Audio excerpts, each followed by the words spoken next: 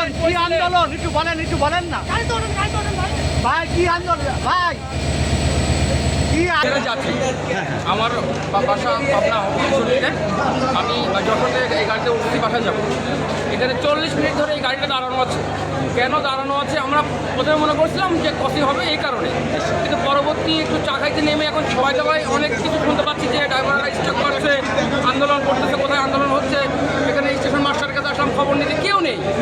আসলে এই যে আমরা যে যাচ্ছি, যে এই যে ভোগান্তি পোহাচ্ছি, শুধু আমি না, দেখেন আপনি এখানে হাজার হাজার যাত্রী আছে, কিন্তু এই যাত্রীগুলোর এই যে হয়রানি হচ্ছে এর জবাব যে জিনিসটা কে দেবে আমাদের? আর আমাদের ফ্যামিলি আছে, কেউ এখানে রুগী আছে, কেউ রাজশাহী যাচ্ছে চিকিৎসার জন্য, অনেক মানুষের ভিতরে আছে। আমি চাচ্ছি আপনাদের মাধ্যমে যাতে এই সুষ্ঠু তদন্ত করে এর একটা বিধি বিচার করা হয়।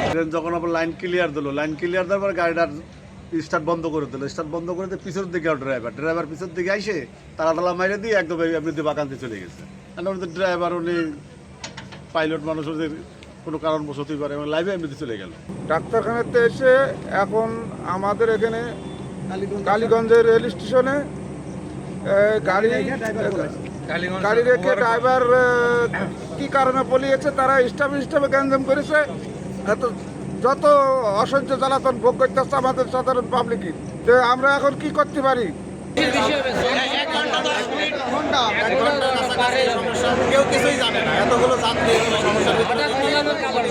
খুলনা থেকে ছেড়ে আসা খুলনা টু রাজশাহীগামী সাগরদাড়ি এক্সপ্রেস আমার স্টেশনে 18টা 7 ঘটিকার সময় প্রবেশ করার পর যখন আমি ট্রেনটি সামনে অগ্রসর হওয়ার অনুমতি পত্র দিতে যাই, তখন দেখি যে এলএম রুমে তালা মারা, এলএম চলে যাচ্ছে। তখন আমার অনুমোদিত পয়েন্টসম্যান বলতেছে ওই এলএমকে পাওয়া যাচ্ছে না, এলএম চলে যাচ্ছে কেন বলছে আমাদের ধর্মঘট চলতেছে। এই বলে এলএম 1 ঘন্টা 15 মিনিট এলএমকে খুঁজে পাওয়া যাচ্ছিল না। ট্রেনের সব যাত্রীরা মাস্টার রুমে এসে সব পরিস্থিতি তখন অস্বাভাবিক পর্যায়ে চলে যায়।